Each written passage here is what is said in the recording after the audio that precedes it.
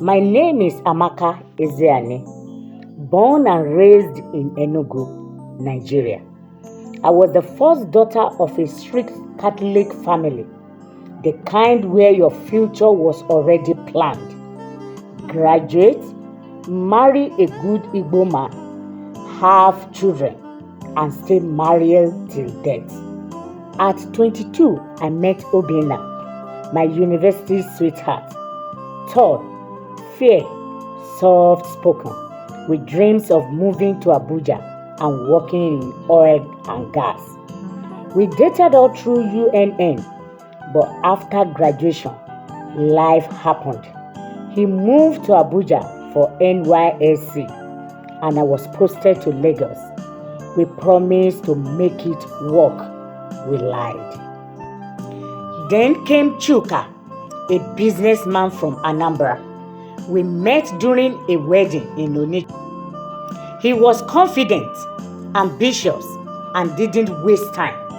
Within 6 months, we had gone to my family, introduced himself, and paid my bride price. I was 24. It was fast, but I thought I was ready.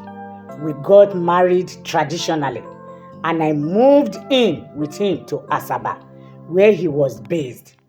But 1 month into our marriage, Obinna came back into my life.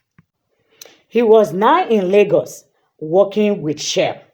He called me one evening, one of those calls that unlock old wounds and pour salt in them. Amaka, he said, I should have never let you go. I told him I was married. He was heartbroken, or so I thought. The next day, he flew to Asaba. I met him secretly at a hotel. It was supposed to be closure, but that night, I cheated on Chuka. And then again and again, Obinna started introducing me as his wife to his colleagues in Lagos. He rented me an apartment in Lekki where I stayed during business trips. In reality, I started living a double life. I would tell Chuka I had business in Lagos and disappear. For days, I told Obinna that I was an entrepreneur who traveled often. 6 months into this arrangement, I discovered I was pregnant. The problem, I had slept with both men within days of each other. My world became a script straight from Nollywood. I went to a private hospital in Lagos and lied to the doctor, telling them to keep everything confidential. I told Obinna he was the father. He was ecstatic. I also returned to Asaba and told Chuka he was the father. He danced and sprayed Naira notes that evening. I gave birth to a baby boy, Kamsi. In Lagos, Obinna was present. A week later, I traveled back to Asaba with the baby and told Chuka I delivered in a private clinic that didn't allow visitors. I convinced both men to allow me space for work and raising the child in different cities. This went on for 3 years. Then I got pregnant again. This time, I knew it was Chuka's.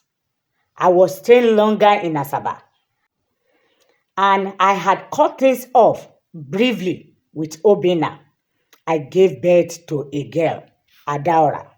Now I had 2 children by 2 men, both thinking they were the only father. How did I manage?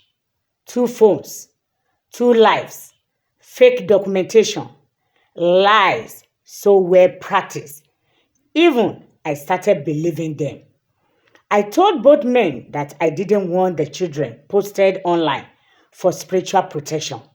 They agreed. But secrets don't stay buried in Nigeria.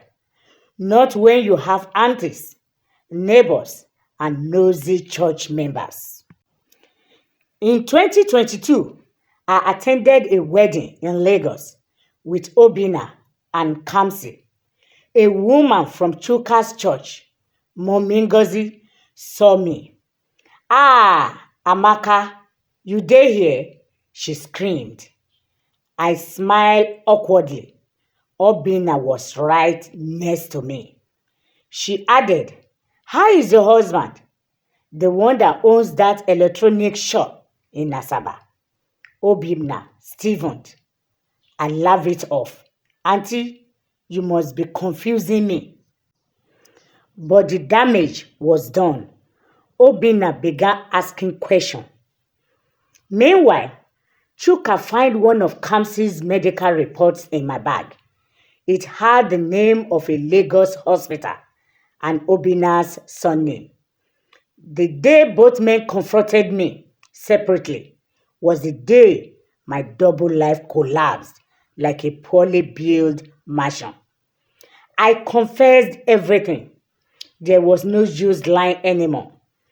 Obina was broken. He had built a family in his head. He said, you made me raise another man's child.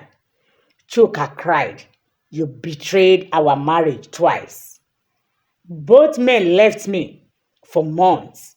I was alone, a pariah in my family. My father didn't speak to me. My mother cried day and night. DNA test confirmed what I already knew. Kamsi was Obina's. Adaora was Chuka's.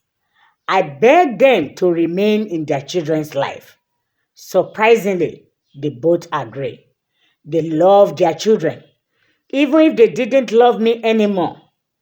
Today, I live in Enugu, raising both children under one roof. I co-parent with both men who had moved on and remarried. Every time I look at Kamsi and Adora, I see love and guilt. My story is not one I'm proud of, but it is mine. In a society where women are expected to be perfect, I made choices. Foolish, selfish choices in search of love, attention, and freedom. But secrets have a way of coming to light in Nigeria. So if you ask me, did you really marry two men and have children for both without them knowing? I will say yes. But I paid for it in full.